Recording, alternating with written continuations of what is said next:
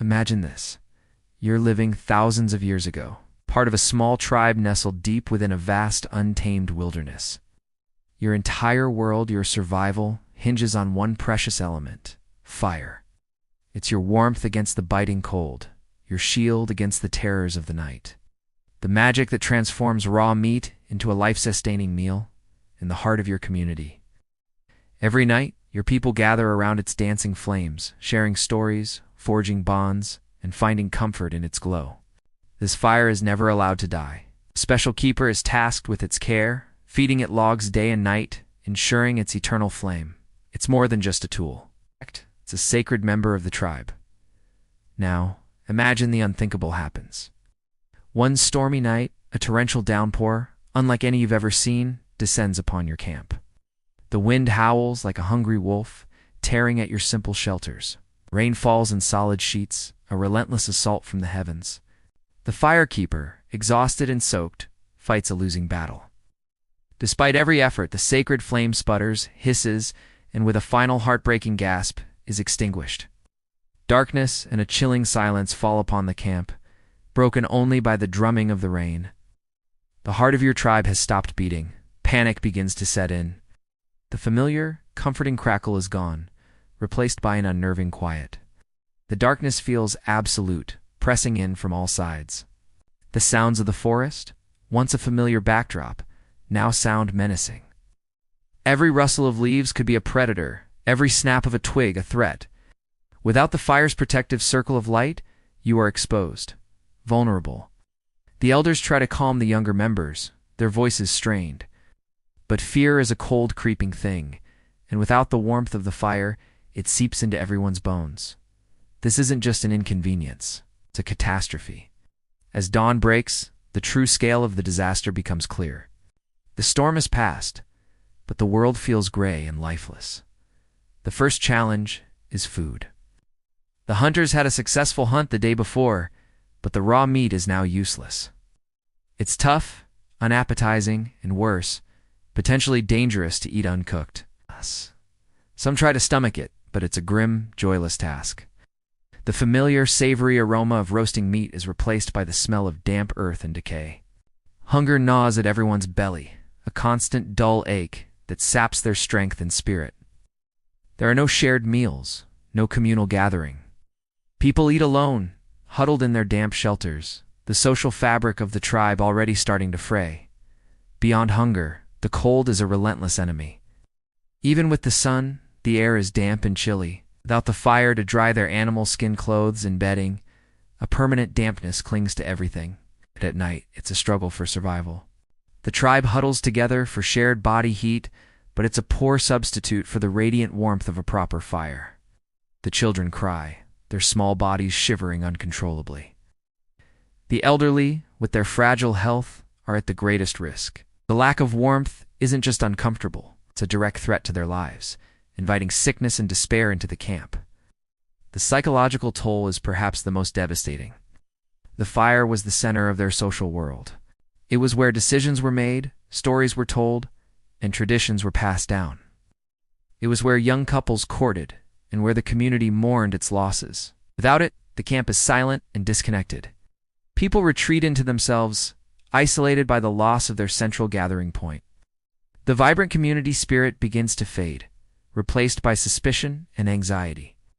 The firekeeper is consumed by guilt, ostracized by the silent glances of his tribe mates.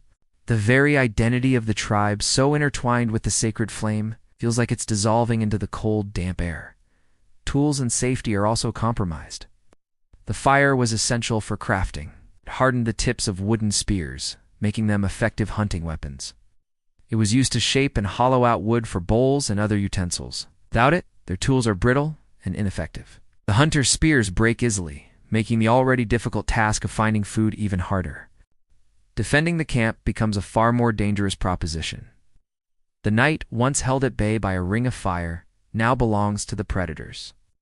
The roars of cave lions and the howls of wolves sound closer than ever before, and the tribe has no defense but sharpened sticks and a dwindling supply of courage. Desperation forces a decision. The tribe cannot survive like this. The elders convene, their faces grim in the cold morning light. They recall ancient stories passed down through generations of a neighboring tribe, several days' journey away, who also possess the gift of fire. It's a perilous journey through dense forests and treacherous mountains, filled with unknown dangers, but it's their only hope.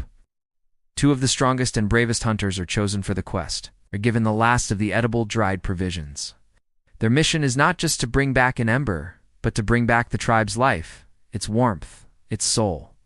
As the two heroes depart, a heavy silence hangs over the remaining tribe members. The days that follow are the longest and hardest of their lives. They are in a state of suspended animation, a grim waiting game. They ration the remaining food, foraging for whatever roots and berries they can find, a meager and unsatisfying diet. The nights are a terrifying ordeal, with watchmen standing guard in the suffocating darkness, their ears straining for any sign of danger. Every passing day, hope dwindles a little more. They look to the horizon, praying for the sight of a thin column of smoke, the signal of their savior's return. Then, one evening, just as the last sliver of sun disappears, a shout rings out through the camp. A lookout has spotted it, a tiny, flickering light in the distance. At first they can't believe their eyes, but it grows steadily closer. Soon they can make out the weary figures of their two hunters, one of them carefully cradling a smoldering pot, protected from the wind. A wave of relief and pure joy sweeps through the camp. People cry, they laugh, they embrace. The hunters are welcomed back, not as men, but as gods. They have brought back the sacred flame. With trembling hands, the firekeeper takes the ember and carefully places it in a pre-prepared nest of dry tinder. He blows on it gently, coaxing it back to life. A tiny flame flickers, catches, and then roars into a magnificent blaze. Warmth and light flood the camp once more, chasing away the shadows and the cold. The tribe gathers around the resurrected fire, their faces illuminated by its beautiful, life-giving glow. Ow. The aroma of roasting meat soon fills the air, and for the first time in what feels like an eternity, the sound of laughter and cheerful chatter returns. They survived. That night, no one sleeps. They sit around the fire, a profound sense of gratitude and reverence filling their hearts. They've been to the brink of extinction and back. They now understand, in a way they never could have before, the true value of their fire. It's not just a convenience. It is life itself. From that day on, the fire is guarded with a renewed and fierce determination. They even develop a secondary hidden fire, a backup in a secret cave, vowing never again to be plunged into the cold and darkness. The story of the days without fire becomes a legend, a powerful reminder of their fragility and the incredible gift they had almost lost.